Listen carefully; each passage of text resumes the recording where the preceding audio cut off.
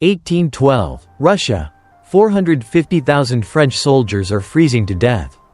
Their supply lines are gone. Their empire is finished. 6 centuries earlier, another giant hit the same wall.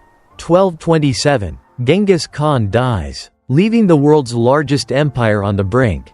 2 men, 2 eras, 1 ending. Forget the trivia. Popular history loves a good story. But empires don't collapse because of gossip. People still claim Napoleon lost Waterloo simply because a bad case of hemorrhoids kept him off his horse.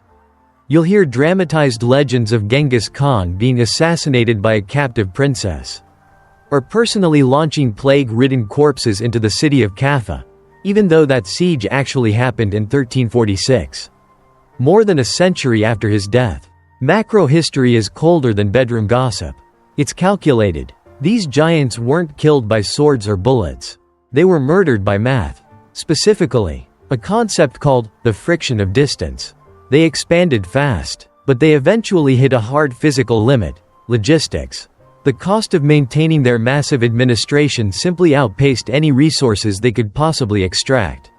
To understand why Europe's greatest 19th century war machine froze to death in the snow, we have to look at how it was fueled. The Grande Armée didn't drag supply lines from Paris. They relied on speed. 450,000 men marched into Russia with one plan: live off the land. Squeeze resources as you go. But Russia is too big. The math failed. Between the scorched earth retreat in the winter, the Russians cut the French oxygen supply. The 1812 catastrophe was a failure of operational reach. When the geographic distance stretched beyond the physical limits of horse-drawn wagons, the supply system hit a terminal rupture. Napoleon's logic of war feeding war, relying on rapid requisition from local populations, collapsed in the vast, scorched earth void of the Russian interior. This was a mathematical collapse. At a certain point, the energy needed to haul food exceeded the calories the food provided. In the physics of empire, expansion is a debt that eventually demands a payment in distance, and distance always collects its interest in blood. The army ate itself. The Mongols hit the same wall. Their cavalry was a closed loop: conquer for loot. Use loot to fund the next conquest. Expansion wasn't a choice. It was the only way to survive. But in 1227, in the midst of the campaign against the Western Shah, Genghis Khan died. Although most historical accounts attribute his death to illness, the true consequence was structural rather than biological. His absence disrupted the momentum of a system that depended on continuous expansion. Once the tempo of conquest slowed and control over Eurasian trade routes weakened, the immense burden of governing a vast land empire began to surface. What had appeared stable was in fact conditional, a state sustained by outward aggression. The Mongol polity functioned on what might be called predatory equilibrium. Its military coalition carried enormous fixed costs, and those costs were manageable only as long as fresh resources flowed in from new conquests. When expansion faltered, the same machinery that had powered rapid victories began consuming the administrative core. The meritocratic hierarchy embedded in the decimal system required constant rewards, without a steady influx of external wealth to satisfy that expectation. The empire's internal bargain, founded on perpetual gain, collapsed under its own structural weight. In both cases, the immediate trigger for disaster wasn't the tip of an enemy spear. It was the exact moment their administrative and logistical machines were stretched until they snapped. It proved that winning too fast in the early stages was the very trap that killed them in the end. Stepping back, we have to ask a core question. Why did a European army bury itself in the Russian winter?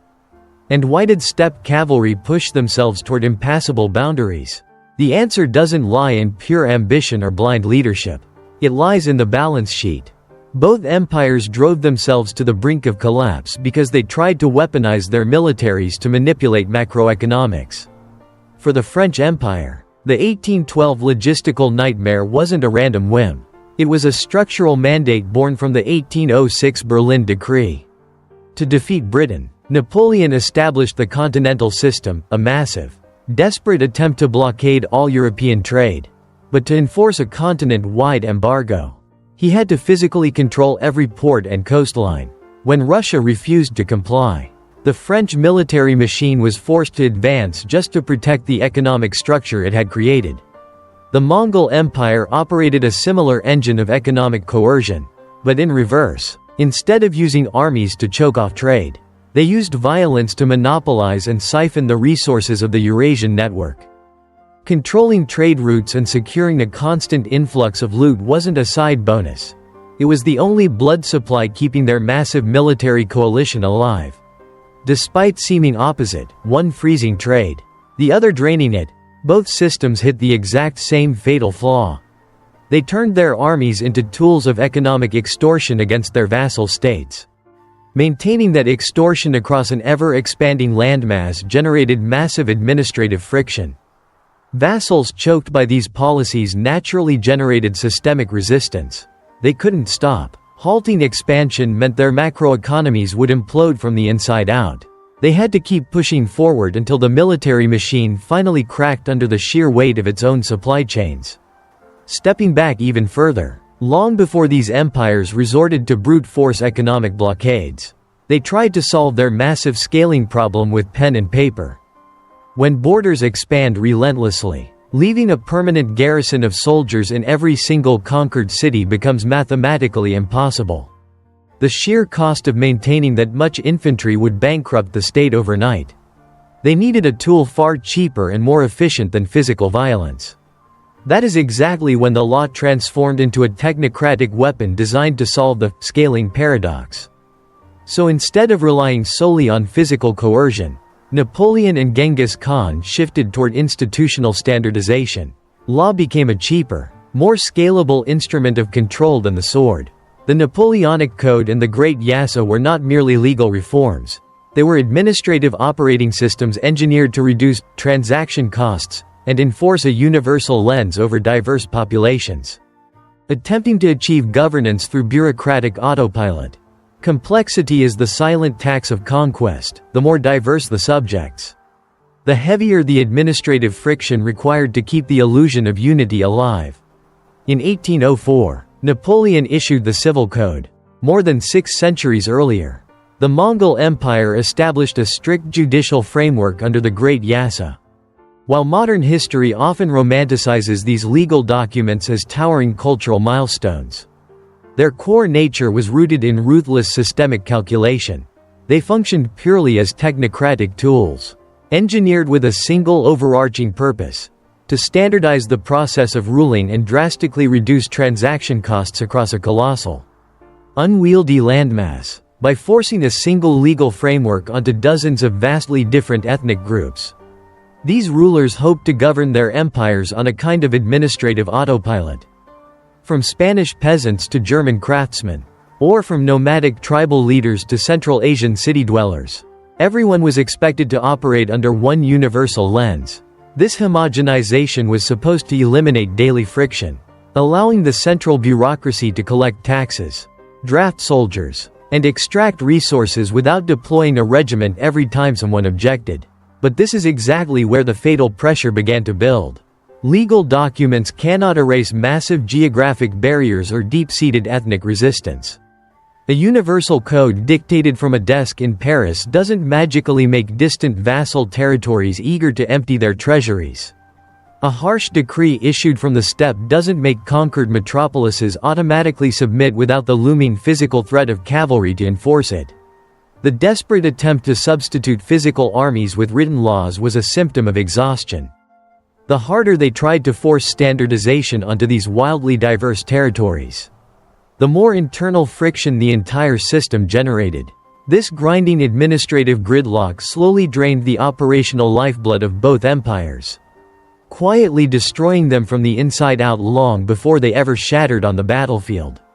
To understand how these empires reached their breaking point, we have to look at their DNA. Their collapse wasn't just a failure of leadership. It was a fundamental flaw in their original design. Both Napoleon and Genghis Khan built the most terrifyingly efficient military machines of their respective eras. But those machines were built for one thing and one thing only: high-speed penetration of a fractured core.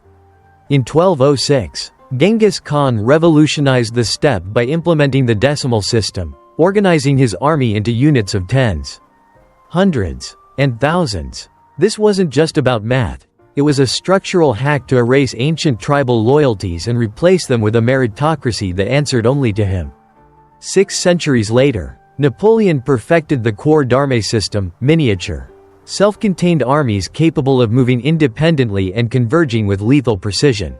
This was the modular design of the 19th century, allowing the French to outpace and outmaneuver the sluggish, centralized monarchies of Europe. These systems were masterpieces of kinetic energy.